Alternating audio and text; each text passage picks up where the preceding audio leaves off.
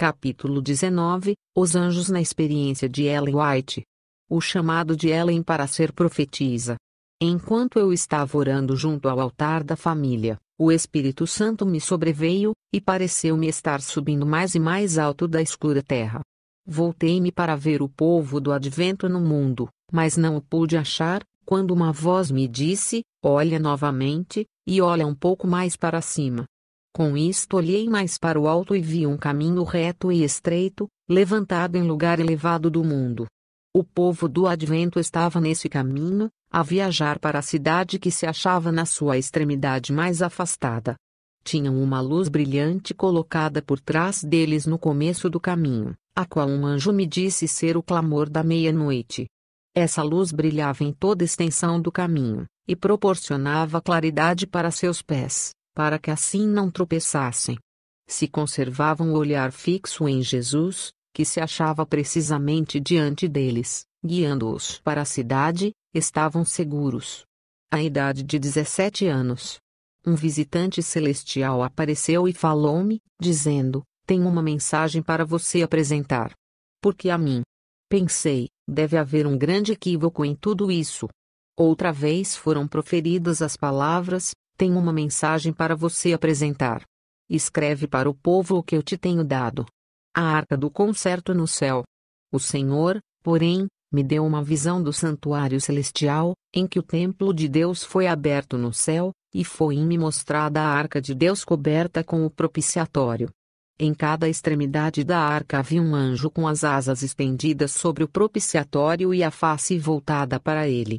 Isso, informou-me o meu anjo assistente, representa todo o exército celestial olhando com reverente temor para a lei divina, que foi escrita com o dedo de Deus. A arca do santuário terrestre foi construída segundo o modelo da arca no santuário celestial. Ali, ao lado da arca celestial, estão em pé anjos viventes, cada um deles cobrindo com uma das asas, dirigida para o alto, o propiciatório, enquanto com as outras asas cobrem o corpo em sinal de reverência e humildade. Oh! Se todos pudessem contemplar o nosso Salvador como ele realmente é, um Salvador! Que sua mão abra o véu que oculta sua glória de nossos olhos. Aparece ele em seu santo e elevado lugar. O que vemos? Nosso Salvador não está em silêncio e inatividade. Acha-se cercado de inteligências celestes, querubins e serafins, dezenas e dezenas de milhares de anjos.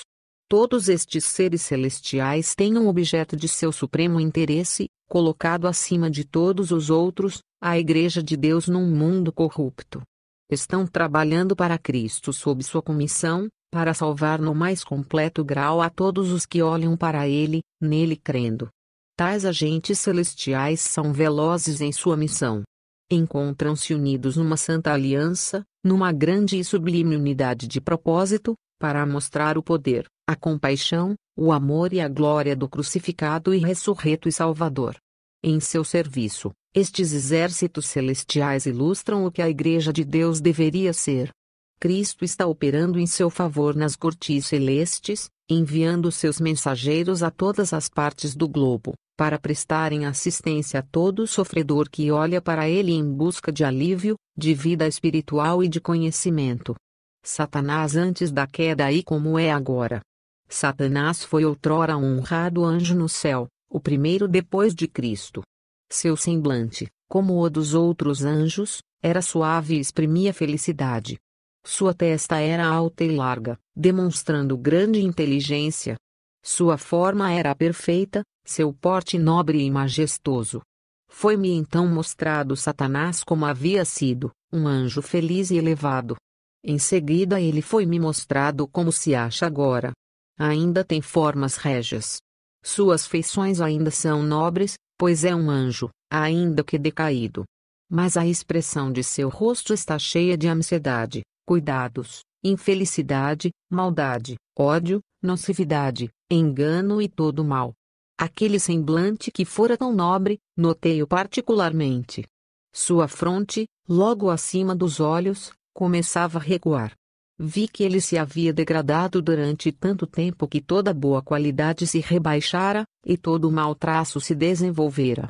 Seu olhar era astuto e dissimulado, e mostrava grande penetração. Sua constituição era ampla, mas a carne lhe pendia frouxamente nas mãos e no rosto. Quando vi, apoiava o queixo sobre a mão esquerda. Parecia estar em profundos pensamentos. Tinha um sorriso no rosto, o qual me fez tremer, tão cheio de maldade e dissimulação satânica era ele. Este sorriso é o que ele tem precisamente antes de segurar sua vítima, e, ao fixá-la em sua cilada, tal sorriso se torna horrível. Anjos vistos por Ellen White em visões e sonhos.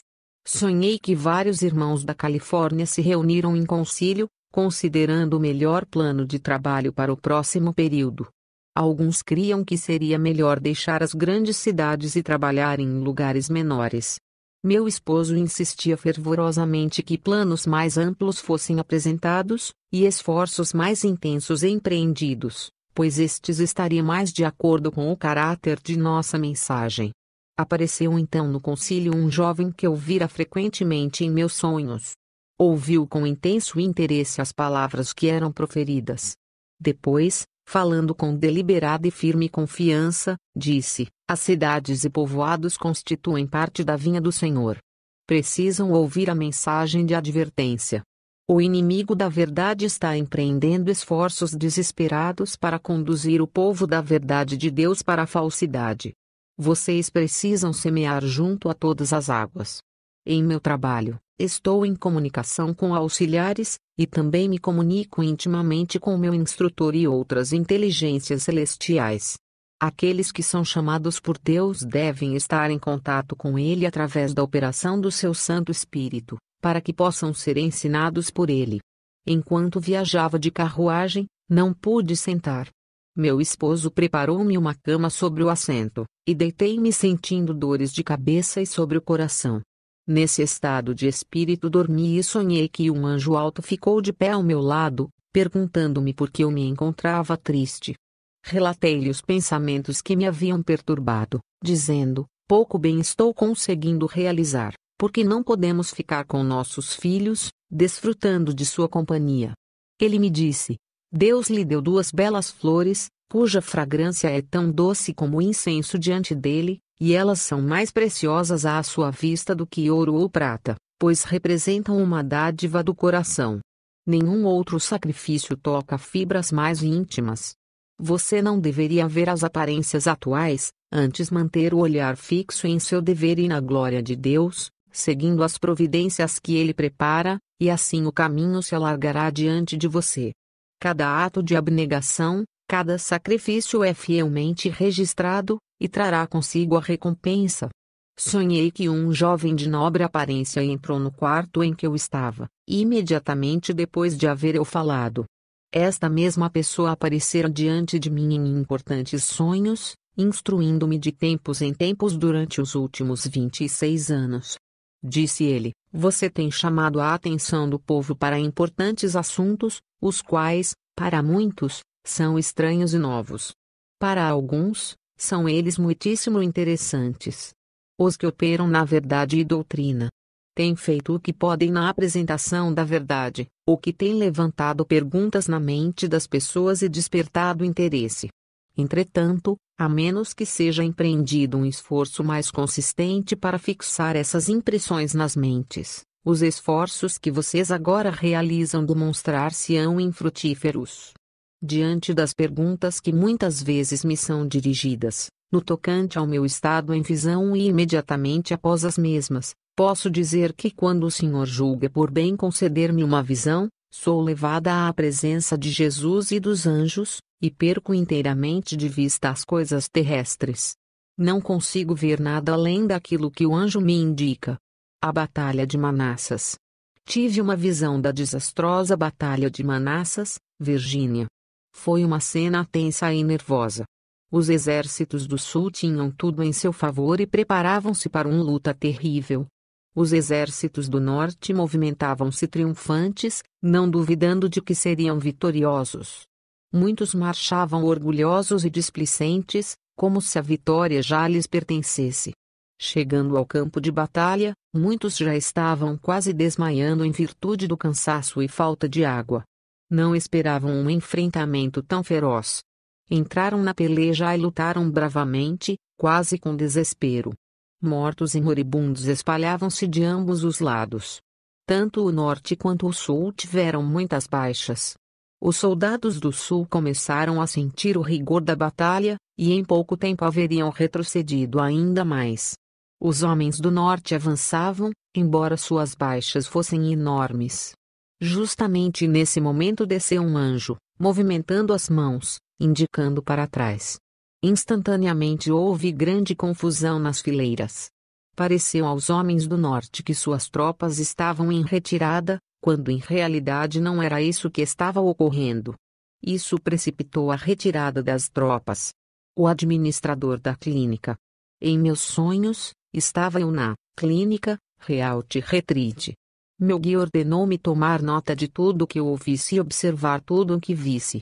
Achava-me eu num lugar retirado, onde não podia ser percebida, mas me era possível ver tudo o que ocorria no compartimento. Pessoas estavam acertando contas com você e se queixavam diante das grandes somas cobradas por alojamento, honorários e tratamentos.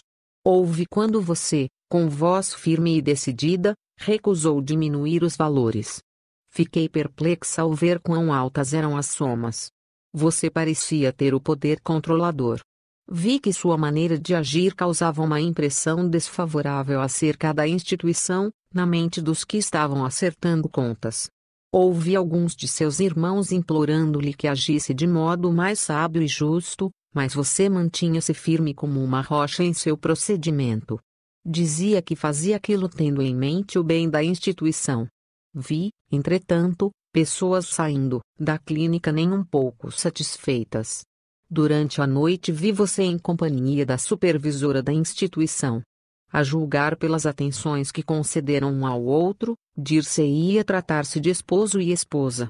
A conduta de ambos era errada à vista de Deus, e meu coração entristeceu-se por estas coisas.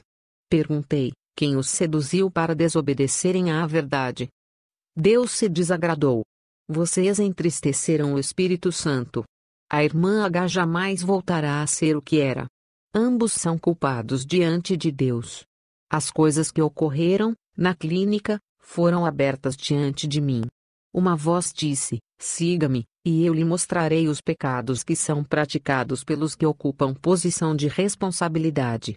Percorri os aposentos e vi você, um vigia sobre os muros de Sião, demonstrando excessiva intimidade com a esposa de outro homem, traindo sagrados encargos e crucificando novamente o Salvador. Porventura levou você em conta que um vigia, o santo, testemunhava toda sua má obra, observando suas ações e ouvindo as suas palavras, e que tais coisas se acham registradas nos livros do céu. A família Brown. O anjo de Deus disse, segue-me. Eu parecia estar num quarto de um rudimentar edifício, e ali diversos jovens jogavam cartas. Pareciam estar muito elevados na diversão em que se achavam empenhados e estavam tão absortos que não perceberam que alguém entrou no aposento. Havia moças presentes que observavam os jogadores, e eram proferidas palavras de índole não muito refinada. Havia nesse aposento um espírito e uma influência que não eram de molde a purificar e elevar a mente e enobrecer o caráter. Indaguei, quem são estes, e o que representa esta cena? Foi dada a ordem, espere. Tive outra representação. Havia ingestão de bebidas alcoólicas, e as palavras e ações sob sua influência não eram nada favoráveis a pensamentos sérios, clara percepção no âmbito dos negócios, moral pura e elevação dos participantes. Perguntei novamente, quem são estes? A resposta foi, uma parte da família que você está visitando. O adversário das almas, o grande inimigo de Deus e do homem, o chefe de principados e potestades e o dominador deste mundo tenebroso está presidindo aqui hoje à noite. Satanás e seus anjos, com suas tentações, estão arrastando essas pobres almas à sua própria ruína. N. de Falkred e o sinal secreto. O irmão Falkred pediu para ver-me. O fardo de seu caso estava em minha mente. Eu lhe disse que tinha uma mensagem para ele e sua esposa, a qual por diversas vezes eu me preparara para enviar-lhes, mas fora proibida pelo Espírito do Senhor de fazê-lo. Pedi-lhe que marcasse uma hora em que pudesse receber-me. Ele respondeu: estou contente de que a senhora não me haja enviado uma comunicação escrita. Prefiro ouvir a mensagem de seus lábios. Houvesse ela me alcançado de qualquer outro modo, penso que não me haveria produzido nenhum benefício. Perguntou então: por que não me apresenta a mensagem agora? Eu lhe disse: pode permanecer para ouvi-la? Ele me assegurou que sim. Sentia-me demasiado cansada, pois havia participado dos serviços de encerramento do ano escolar nesse dia. Ergui-me da cama em que estivera repousando e por 3 horas li a ele o testemunho. Seu coração foi tocado, havia lágrimas em seus olhos, e quando parei de ler, ele me disse: aceito cada palavra, tudo isso diz respeito a mim. Muito daquilo que eu lera referia-se ao escritório de publicações Eco desde o seu início. O Senhor também me revelara a ligação do irmão Falkhead com a maçonaria, declarando claramente que se ele não rompesse os laços com estas associações, estaria perdendo sua alma. Ele disse: aceito a luz que o Senhor enviou por seu intermédio. Agirei de acordo com ela. Sou membro de 5 lojas, e 3 outras estão sob meu controle. Realizo todas as suas operações. Não mais participarei de seus encontros, e tratarei de encerrar minhas ligações comerciais com elas tão rápido quanto possível. Repeti a ele as palavras proferidas por meu guia, no tocante a essas associações. Fazendo um certo movimento que meu guia me apresentara, eu disse: não consigo relatar tudo o que me foi dito. O irmão Falkhead relatou ao irmão Daniels e a outros que eu fizera um sinal particular, conhecido apenas pela mais alta ordem da maçonaria, à qual ele passara recentemente a pertencer. Ele disse que eu não conhecia o sinal e nem me apercebera de havê-lo realizado. Isto representou para ele especial evidência de que o Senhor estava operando por meu intermédio para salvá-lo. Presença angélica. Enquanto Ellen White estava desperta, quando despertei e olhei pela janela, percebi 2 nuvens brancas. Dormi novamente, e em sonhos, ouvi estas palavras dirigidas a mim: olhe estas nuvens. Foram nuvens como estas que envolveram a multidão angélica que proclamou aos pastores o nascimento do Redentor do mundo. Quando acordei e olhei outra vez pela janela da carruagem, ali estavam 2 grandes nuvens, brancas como neve. Eram nuvens separadas, distintas, que se aproximaram uma da outra e por um momento se uniram, para novamente se separarem. Elas não desapareceram, antes permaneceram à minha vista durante a manhã. Ao meio-dia mudamos de carruagem e não mais vi as nuvens. Durante o dia estive profundamente impressionada com o pensamento de que os anjos de Deus, envoltos por estas nuvens, iam à nossa frente, de que podíamos regozijar-nos com o seu cuidado e também desfrutar da segurança de que veríamos a salvação de Deus nas reuniões que iriam ser realizadas em Brisbane.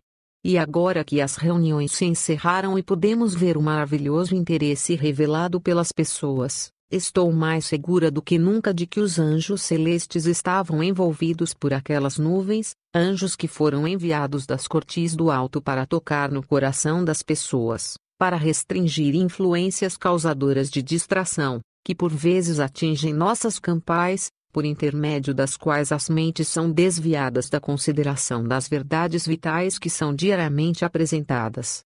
Nessas reuniões, milhares ouviram o convite do Evangelho e ouviram as verdades que nunca antes haviam escutado. Durante todas as reuniões não ocorreu cerrada oposição ou expressões em voz alta por parte dos que se opõem à lei de Deus. Tampouco ouvimos oposição pública através da cidade. Esta é uma experiência incomum, e cremos que os anjos de Deus estiveram presentes para manter na retaguarda os poderes das trevas. Eu estava sofrendo de reumatismo no lado esquerdo, e não podia repousar de dor. Dava voltas na cama, em busca de alívio para sofrimento. Sentia no coração uma dor que nada de bom me predizia. Por fim, adormeci. Por volta das 9:30 da noite procurei virar-me e ao fazê-lo, percebi que não sofria mais dor alguma. Ao dar voltas de um para outro lado, e mexer as mãos, senti a liberdade e ligeireza extraordinárias que não posso descrever. O quarto estava inundado de luz, uma luz maravilhosa, suave e azulada, e me parecia estar nos braços de seres celestes. Eu tinha desfrutado, anteriormente, essa luz singular, em momentos de bênção especial, mas dessa vez ela era mais distinta, mais impressionante, e senti tanta paz, uma paz tão plena e abundante que não há palavras para descrevê-la. Sentei-me e vi que estava circundada de uma nuvem brilhante, branca como neve, e de bordas cor rosa escura. Enchi o ar uma música maviosa e suave, em que reconheci o cântico dos anjos. Falou-me, então, uma voz, dizendo: Não temas, eu sou o teu Salvador. Santos anjos te rodeiam.